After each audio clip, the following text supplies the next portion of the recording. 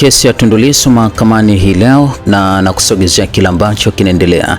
Last time kwenye kesi ya uhaini dhidi ya Mheshimiwa Lissu tulishia sehemu ya 224, so leo tunaendelea. Anaendelea Mheshimiwa Tundu Lissu anaingia ndani ya chumba cha mahakama, ukumbi namba 1 wa Mahakama Kuu. Anaonekana mwenye tabasamu na furaha usoni kwake kama ilivyo siku zote. Upande wa jamhuri wapo kama kawaida yao. Inapigwa koti na jopo la majaji watatu wanaingia.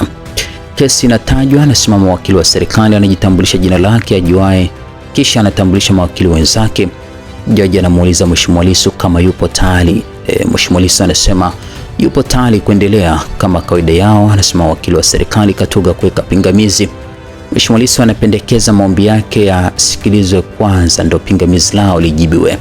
Majaji wanasema tuanze kwanza kusikiliza pia kisha taratibu nyingine zitafuata. Anaanza Mheshimiwa Lissu: waheshimiwa majaji, kesi inatokana na maombi namba 1965 ya mwaka 2025 juu ya maombi ya kuongeza ushahidi katika mwendelezo wa kesi, uamuzi wa tarehe 24 Februari 2026 wa Mahakama Kuu wa kukataa kuingizwa kwa ushahidi mpya. Waheshimiwa majaji, uamuzi wa Februari 24, 2026 ni uamuzi mdogo, uamuzi ambao haujamaliza shauri, na kwa mantiki hiyo kisheria kabisa haupaswi kukatiwa rufaa au pingamizi. Waheshimiwa majaji wa rufaa, mahakama hii katika kesi ya mkurugenzi wa mashtaka dhidi ya Mohamed Musa, criminal appeal namba 521 ya mwaka 2023, mahakama ikiwa imeketi Zanzibar ilisema msingi wa kukataza rufaa ama mrejesho revision ya jinai, msingi wa hiyo hoja ni kifungu cha 82D kutokana na marejeo ya mwaka 2023.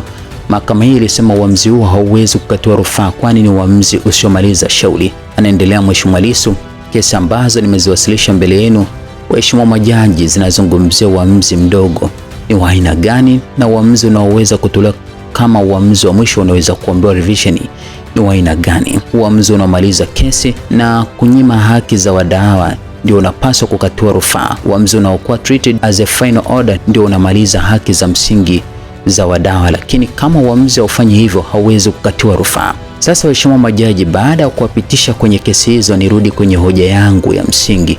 Je, uamuzi wa Februari 24 mwaka huu ulimaliza kesi hii? Kama ni hivyo ulimaliza kesi hii na kwamba sasa hivi sina kesi ya uhaini, basi hoja yangu haina msingi na maombi haya hayawezi kusikilizwa.